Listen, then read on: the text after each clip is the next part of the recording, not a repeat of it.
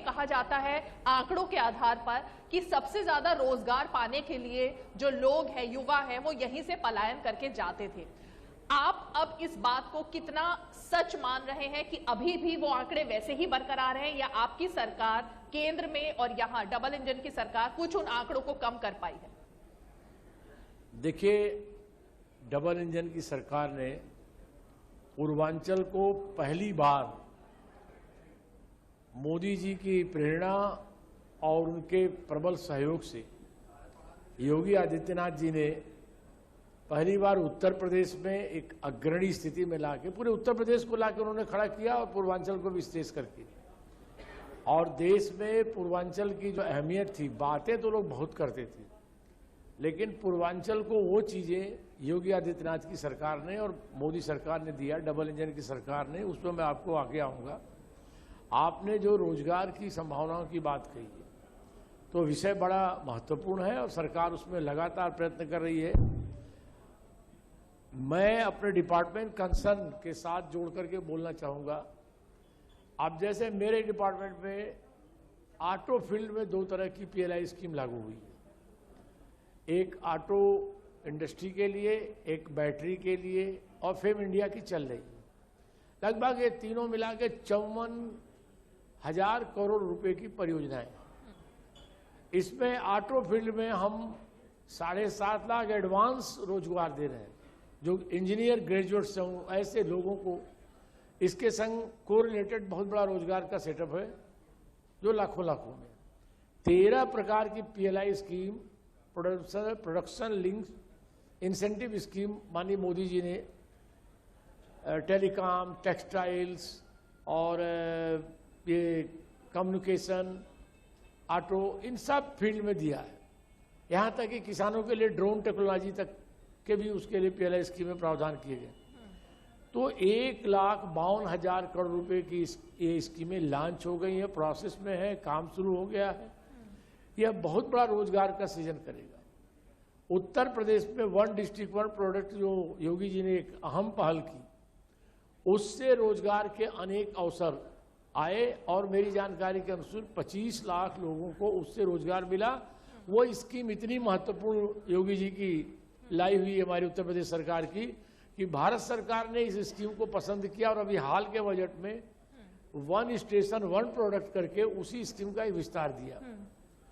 और आपको याद होगा, आज से लगभग 3 बरस पहले लखनऊ में इन्वेस्टर समिट हुआ था। पहले की सरकार के भी लोग थोड़ा बहुत प्रयत्न किए थे, उद्योगपतियों के यहाँ जाते थे, चाय पी के चले जाते थे। यहाँ भारत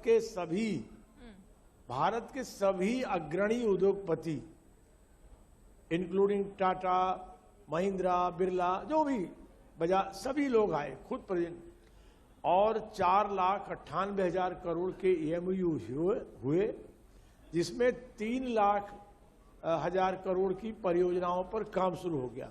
तो रोजगार का इतना बड़ा इंटायर सेटअप खड़ा किया गया है, जिसका पूर्वांचल को सीधे सीधे लाभ मिल रहा है। पूर्वांचल के अंदर जो एक मैन पावर है, इस मैन पावर को पूरी इज्जत योगी आदित्यनाथ जी के कार्यकाल में, अवसर योगी आदित्यनाथ जी के कार्यकाल में मिला है। ये हम सबके लिए प्रसन्नता, संतोष और गर्व की बात है। डॉक्टर पांडे, जितनी आपने ये पूरा विस्तार से बताया, इतने सारे एजेंडे, थोड़ा सा अजीब लगता है कि जब अब कैंपेन 4 चरण खत्म हो चुके हैं और अब जब कैंपेन पूरे 3 चरणों के लिए पूरे अपने उफान पर है, ये तमाम मुद्दे तो कहीं दिखाई नहीं दे रहे और आप लोग क्या बता पाने में विफल साबित हो रहे हैं लोगों को? क्योंकि आपके जो विपक्षी दल हैं, विरोधी दल हैं, वो तो इन्हीं सब मुद्दों को आधार बना करके जनता के बीच में खड़े हुए हैं और आपसे सवाल पूछे जा रहे हैं। देखिए, उनके पास उनके अपने स्वरोजगार योजना के अलावा कुछ बताने लायक है नहीं। ये विपक्षी दल भारतीय राजनीति का एक लंबा दुर्भाग्य रहा है और उत्तर प्रदेश में 2002 में भाजपा की सरकार जाने के बाद जो 2017 तक का 15 साल का ये इन लोगों का कार्यकाल था, ये इनकी स्वतः स्वरोजगार योजना का सरकारी कार्यकाल था। मतलब सरकारों में आना, अपने लिए सरकार चलाना, अपने कुछ लोगों के लिए सरकार चलाना, समाज की तो उन्होंने सोचा ही नहीं। और उससे अलग ये दो कर्मयोगी लोग, मोदी जी और योगी जी, ये लोग समाज के लिए सरकारें चला रहे हैं उसका लाभ मिल रहा है और उसके कारण हर तरह की समृद्धि है। अब इनके पास एक काल्पनिक सवाल उठाना और यहाँ तक की जो भर्तियां भी योगी आदित्यनाथ के कार्यकाल में हुई इतनी पारदर्शी ईमानदारी से हुई। हाँ। इन लोगों के कार्यकाल की भर्तियां गवाह है, सपा के दोनों जमानों की भर्तियां गवाह है कि इटावा, मैनपुरी, कन्नौज के आगे उत्तर प्रदेश में नौजवान ही नहीं मिलते थे भर्ती के लिए और रिश्वतखोरी ऊपर से। ये क्या रोजगार की बात करेंगे? रोजगार के मोर्चे पर ये फेल है। इन्होंने सरकारों को लूटा है, सरकार ये अपने लिए चलाते हैं और योगी आदित्यनाथ, नरेंद्र मोदी समाज के लिए सरकार चला रहे हैं। जनता खुली आंखों देख रही है।